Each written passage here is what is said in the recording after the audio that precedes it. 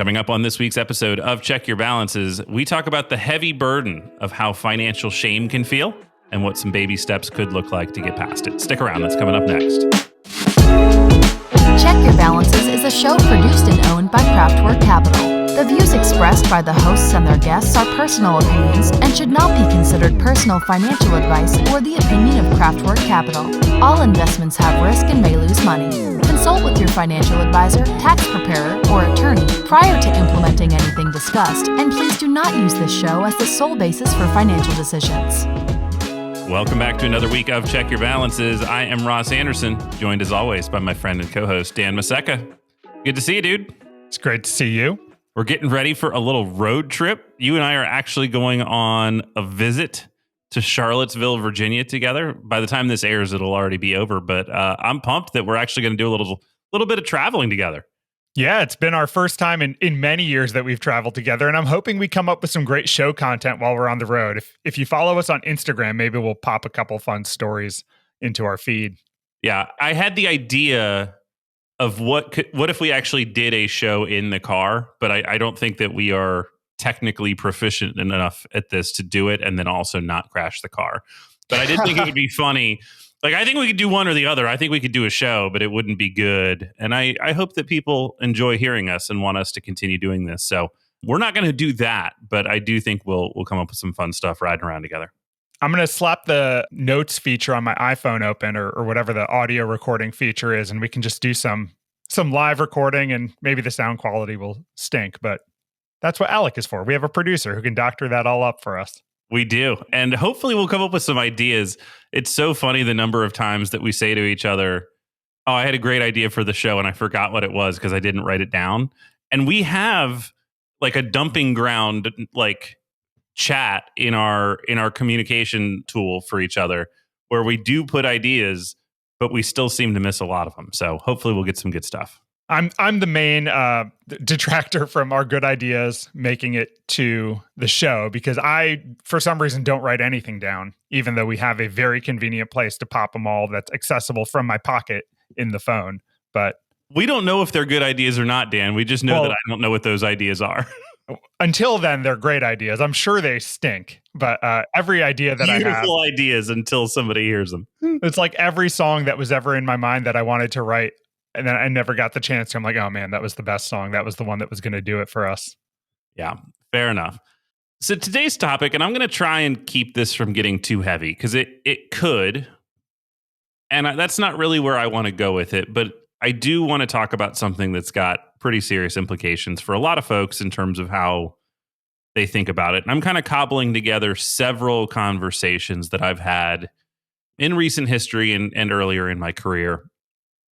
And the conversation normally starts with some version of, I've had your number, I've had your name, I've been meaning to reach out, I've thought about this for a long time, and either didn't feel ready or was trying to work on something before we connected, or was some version of, I'm uncomfortable with what I'm going to find out as part of this discussion.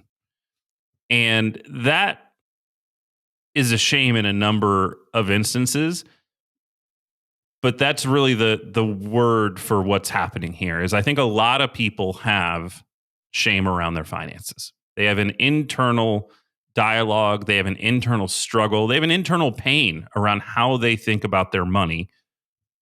And in some cases, that is a very legitimate struggle that's going on.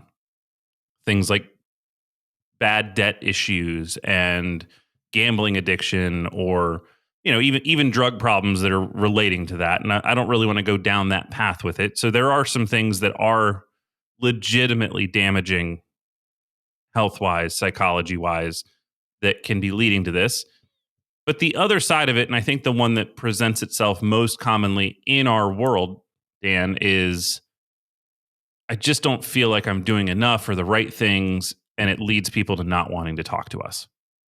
Yeah, that's true. I mean, I think a lot of people can relate to that feeling, even if it's not in the world of finances. I mean, Think about how many people put off going to the doctor because they feel they haven't been their best selves from a physical standpoint, and they don't want to be told that. It's like, I already know that. I don't need someone to verify that for me. But one of the things that I think financial planners do best is just being that outside voice and a coach for people. It's so helpful to have someone, A, that you can vent to, B, that you can, validate feelings with, and then also offering hope. I think you could be a good financial planner without making like life-changing financial recommendations, and simply being that coach there on the sideline who can encourage you to move forward or take that little step forward that you weren't doing before, and then having some accountability for that too. Honestly, in many cases, people just aren't in as bad a shape as they think they are. That happens so many times, and I don't want to harp on that being the example, because I don't want the message from this episode to be come talk to us. I'm sure it's better than you think, because maybe it's not, and we don't know that. And then I look at how the role of a show like ours can contribute to some of that negative talk. And I've mentioned this before, but whenever we give a number example on this show, it's a scary thing for us to do, because if we talk about somebody with $1,000 to their name, somebody in debt might feel like this isn't for them. Like they're in the hole. They don't have the means to even consider, what do I do with my first $1,000 to invest? And then if we talk about somebody with $100,000, then that person with $1,000 to their name that's worked their tail off trying to save or get out of debt is now discouraged. And if we talk about somebody with $1 million or $10 million, right? And we've seen all of those cases. We've talked to all of those folks. They've all come through my life experience as a financial planner at some point. Folks from a negative net worth to, literally, I've sat down with people that have $100 million plus net worth. It is hard to be in the worst shape. It is hard to be in the best shape if you're going to come talk to me. And I don't know if this comes from the fact that I've gone through my own financial trauma, that I try really hard not to judge people from where they are. I just think that's part of the process. There's nothing helpful about finger wagging about something that you've already done and can't change. There simply isn't. That's not a productive exercise. Regardless of what's happened, regardless of how good or bad it is, what we're doing is starting from today. What do we do from here? Because we can't go back. So I think approaching financial planning and financial discussions from that perspective has certainly been more healthy for me. But I also think that because I've made mistakes, because I've functionally gone broke, because I've, screwed up early in my life and career, and who knows, could still do it again. Hope not. I've worked very hard to run from that trauma. I think I still work hard to avoid that situation today. I think that's still a driver in my brain. But I try really hard not to approach it from a finger wagging perspective. Just hey, this is what we need to do. And I don't know. I can't tell if that's unique, if some financial planners are not coming at it from that, or if that's where the fear is coming from, of just that judgment. But at least for us, I think that's where we try and come at this from. From what I've seen more recently than in the past, a lot of financial planning is box checking and the product of software outputs. And I think if you're seeking help from a financial planner and aren't in a traditional space for it, that process looks really terrible. And it feels really terrible too, because it's going to say, well, you're not going to save enough for retirement. You don't have an investment portfolio. This part doesn't apply to you. You need insurance that you can't afford. Here's what you should buy. And it's just not a satisfying feeling, where, again, I think you need someone who can speak to where you are in life, because no situation is hopeless. There's hope everywhere. And it's all about taking the baby step forward that you need. And sometimes it's not a dramatic step. Sometimes it's as simple as, if you could put $10 away this month, you're going to be better off than you were last month. Let's figure out how we can do that one little thing. and then we can call that a victory and then move on to the next thing. Like it doesn't need to be a big grand plan, and then you just need the person there in your corner kind of giving you the shoulder massage saying, we got this. My dad said something recently, and I'm sure I've heard this phrase before, but the way it hit my ear this time, I think was really powerful, and I appreciated it. And I've got tremendous love and respect for my dad on so many levels as a small business person, and so many of the things that I've learned from him. And my dad doesn't seem to have that keep up with the Joneses thing. Even as a kid, my parents run a hair salon. I used to ask him questions like, well, why don't you have 5 salons or 10 salons? This one that you're doing seems to be going well. Like why haven't you thought bigger? And it's because he was content. And I'm quite frankly still trying to learn that from him, because it's fascinating. And I know that he just doesn't seem to have some of that anxiety around, I got to do more. We don't have what we want or what we need. He just hasn't ever had that or seemed to have that. It doesn't mean he hasn't dealt with financial pressures, but the phrase he used was, well, I've always looked at it as we can have anything we want, just not everything we want. And that's been, I don't know, the refresh of that in my brain is so powerful, because I think there's so many people, again, I'm not going to say exclusively, but could have almost any of the lifestyle things that they're really thinking about, whether that's where they live or the type of place they live in or the type of car they drive or certain life experiences that they're trying to create.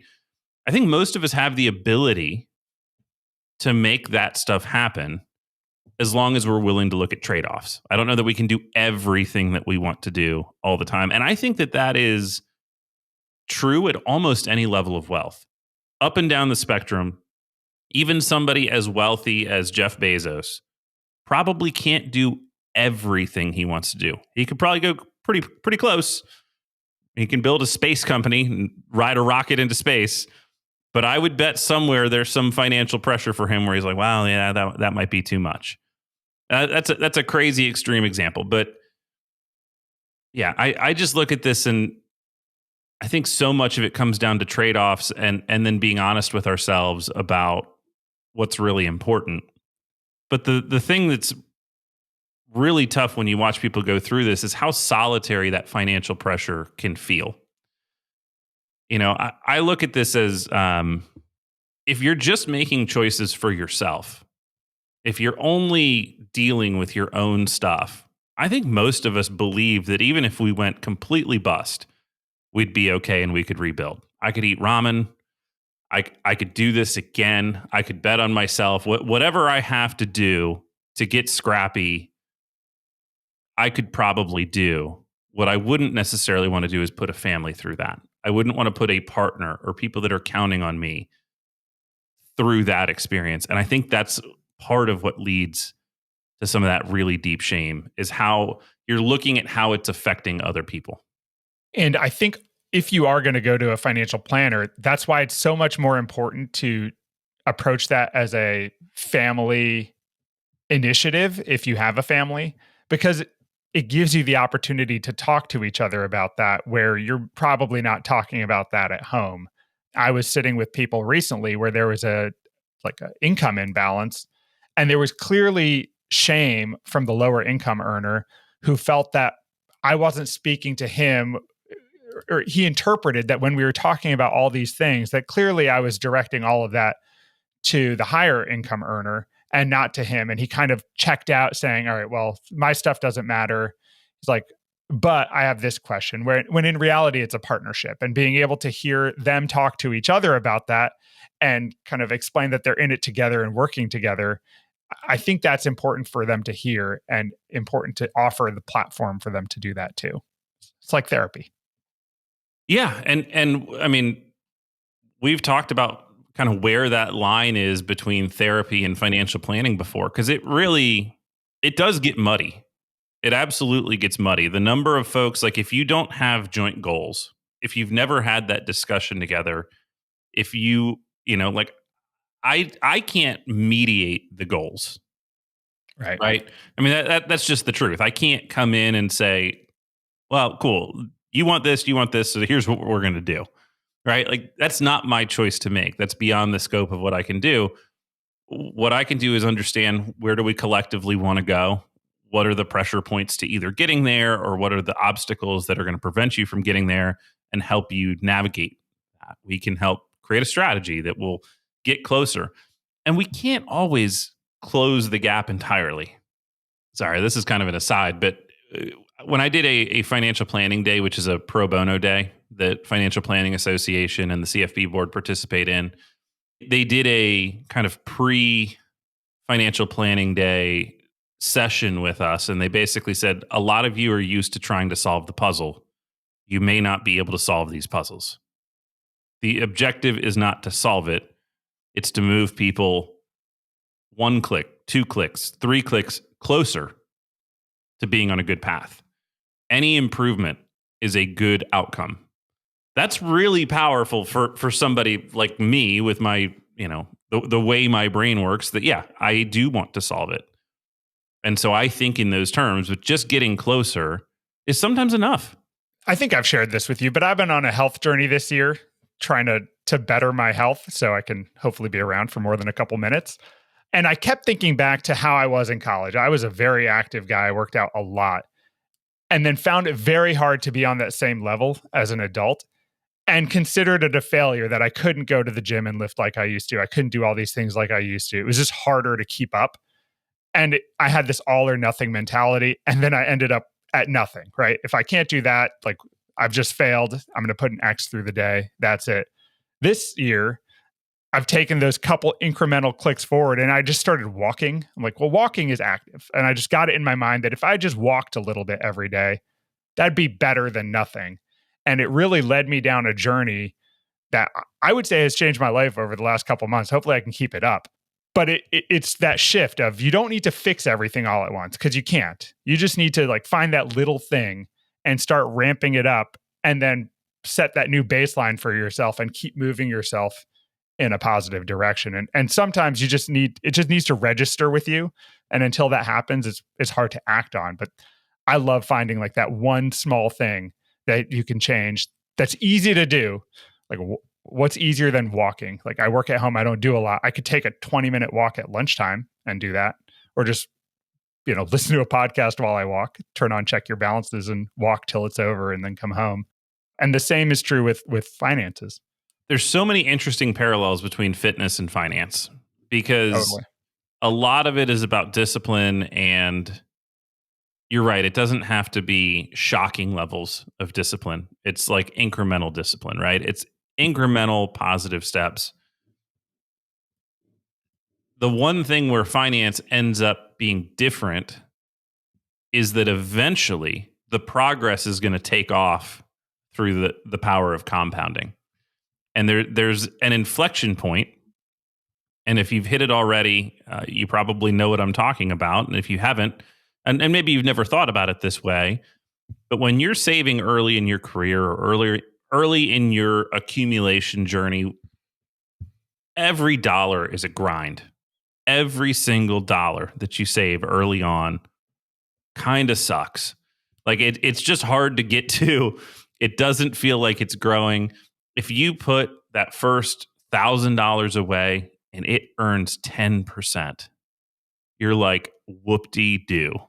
I made $100 and look how hard that was to save and how long it took to grow. A whole year went by and I made $100. Who cares? Right? And there's an inflection point to me when the amount that you earn on your investments eclipses what you could possibly put in through your sheer savings power, right? Like whether you're saving $500 a year, 5,000, whatever the number is, eventually you're going to get to a spot where your money earns more in a single calendar year than you could possibly do in your best year of saving. And you go, oh, wow. Right? Like that point is where the thing basically takes off like a rocket. and your ability to let them, that might not be until your 50s or 60. Like legitimately, when we talk about Warren Buffett's wealth accumulation, so much of it has been after the age of 65 because of that phenomenon, right? Like Warren Buffett's wealth accumulation, even though it was impressive in his like typical working age career, would have looked insignificant had he not continued and let that compound. Like that wouldn't be a name we all know. And everybody's got a little bit of that path, that journey to their own money, where eventually it's going to take off and run. And you get that's where it gets fun. But getting to that inflection point, it feels like working out every day. You go to the gym, you lift, you run, you do whatever you do, and you come home and you don't look any different. You don't feel any different. Maybe you feel sore and you're like, wow, that kind of sucks a little bit, but at least I feel like it was working. But that's really what it feels like for that early part of the journey. And eventually it just takes off. You just have to put yourself in that position and not give up, because it is decades. Talk about thinking long term. Like it's a long time of saving before you get to that inflection point. So you just can't stop because it feels hopeless. You just need to keep taking little steps forward so that you have the opportunity to get there. Yeah, I mean, this is stuff that can lead. In preparation for doing this show, I watched a video and it was heartbreaking, and it's probably why my mood feels so somber, because I watched this like a half hour ago, and it was a video from Tammy Lally speaking at a TED conference in Orlando, and she's a financial planner and financial coach, and I don't want to retell her story, but ultimately her brother commits suicide from dealing with financial pressures and just held so much trauma. And certainly, like we're not therapists, we're not qualified to help people that are feeling that level of life and the weight on them. Like we're just not. We're numbers guys. But I think the reason we're talking about this is that we also try to be compassionate numbers guys. We recognize that this is not just about a number, and that the number doesn't define you. Then the money helps people to hopefully get where they're going, and to get there in a way and a fashion that feels good to them. And so I think that's why we're talking about this, that if you're out there, if you're feeling that pressure, if you're feeling that financial shame and avoiding this, that there's hope out there. There's just little baby steps is all you need to do, and it starts moving in the right direction pretty quickly. Have we talked about the movie What About Bob on this podcast before? I haven't seen it, so I don't know if we've talked about it or not, but I don't remember that. All right. It's a hilarious movie with Bill Murray and Richard Dreyfuss. Ironically, Richard Dreyfuss is a therapist. Bill Murray is a patient of his. Richard Dreyfuss wrote the book called Baby Steps. And every time we talk about this, as ridiculous a movie as it is, that's what I think about. And he teaches him the tool of baby steps. And Bill Murray's constantly saying, baby steps to this, baby steps to that, as a way of like getting him to do the next thing and overcome his fear. It's hilarious, or at least I thought so. Child Dan thought What About Bob was hilarious, but I thought I'd throw that out there as a nostalgic movie that people can look up if they want to. Baby steps it is.